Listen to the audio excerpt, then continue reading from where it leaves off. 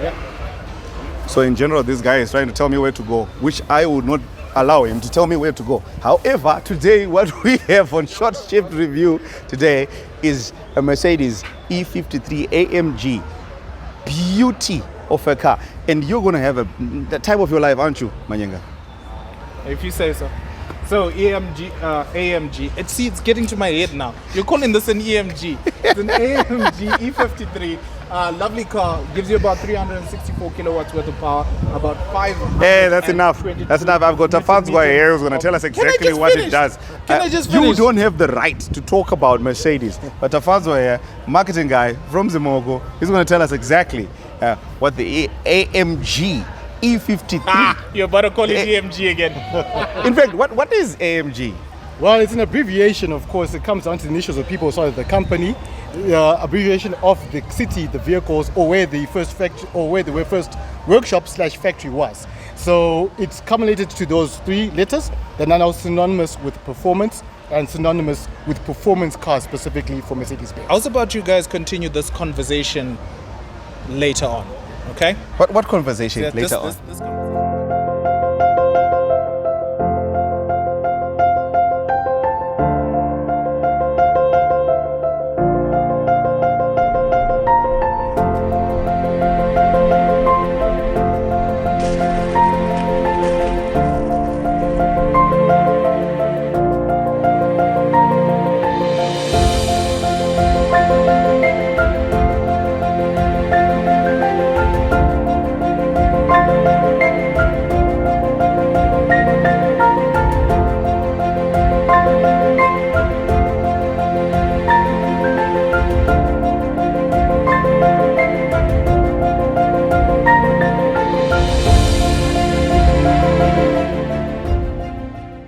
What I loved about this car was the interior.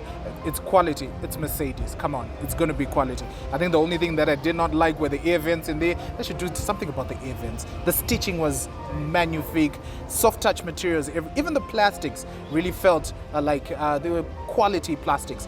So let me cross over to Mungu and Tafaza. We're going to tell you more about this, I'm forced to say, magnificent E53.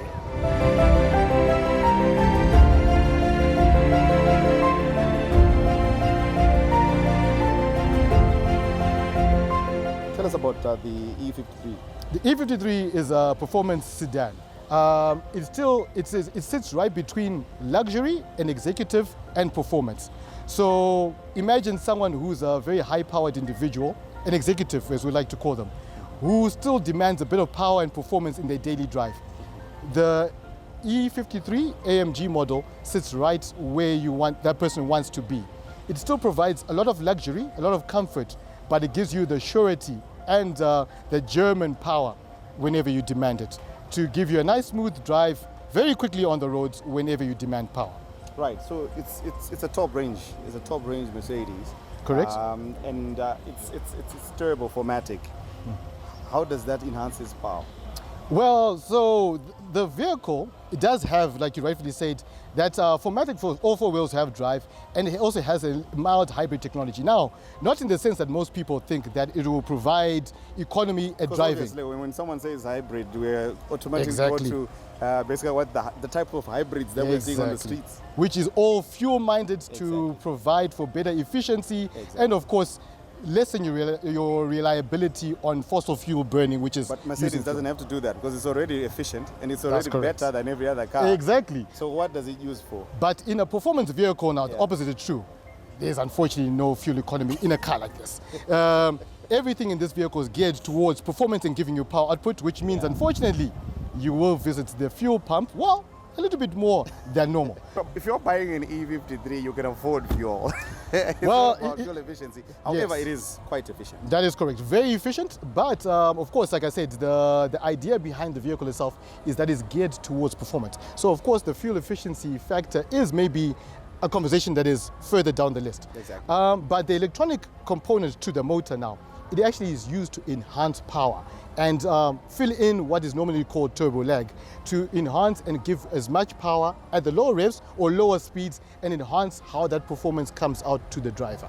So that's how the electric technology in this car comes out. The fact that you've looked at and talked about efficiency and fuel, most of the time, especially on short ship reviews, we're always talking about this in terms of efficiency. Of course, we're not going to talk about too much efficiency. Yes. How much will you get per liter? For a vehicle like this, you are getting roughly about every a liter would roughly take about 10 liters, 10 kilometers rather. Which is quite supercar levels. Which is supercar levels, and quite for a sedan.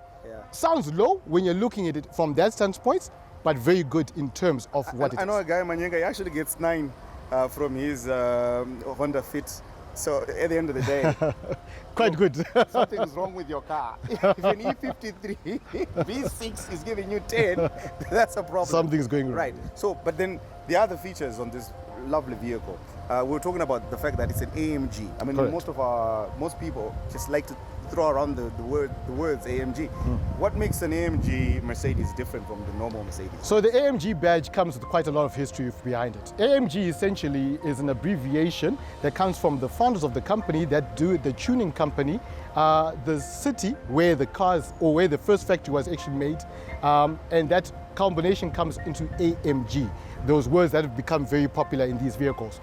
What that stands for now is a performance-tuned motor. So Mercedes actually goes to AMG, gives them their standard vehicles like your E-Class, and then asks them to tune it to become a more performance-oriented vehicle. There's a whole thing that a lot of people say, AMG, they do it manually. Is this true? Like hand, they do it by hand?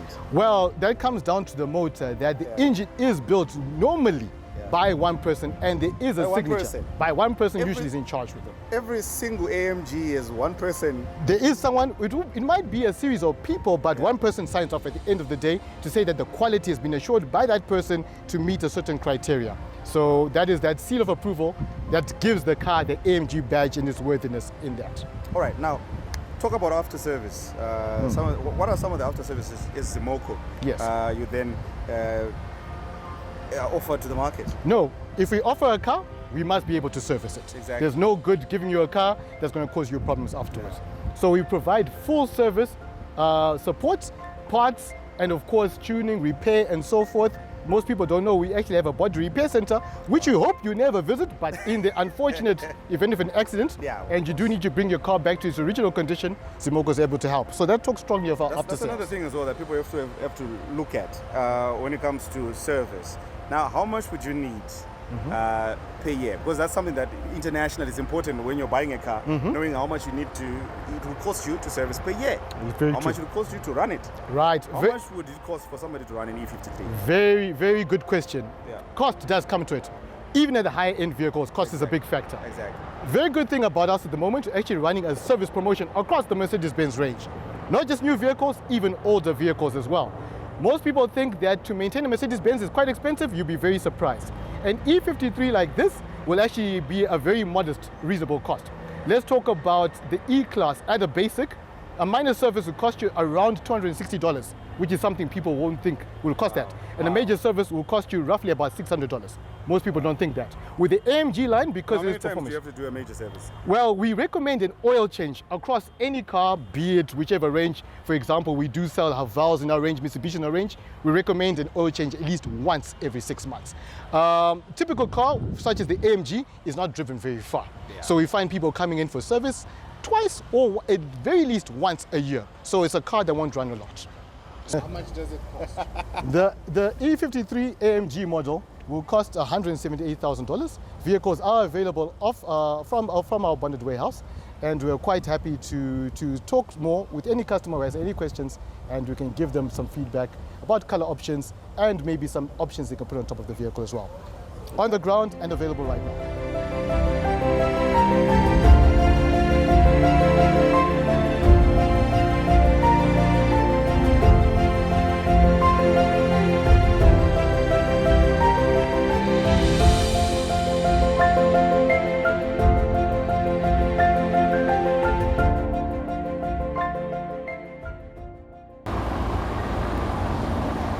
The one thing that you know about Manyenga is that he's a very objective person. And I ask serious questions that help you, the buyer. And of course, I'm going to ask you a very, very pertinent question that everybody wants to know. Which is better, the 5 Series BMW or this one? Let's be objective. Well, I would say the Mercedes-Benz has got that extra refinement in terms of the finishings. And I think that's really where the difference is, the refinement.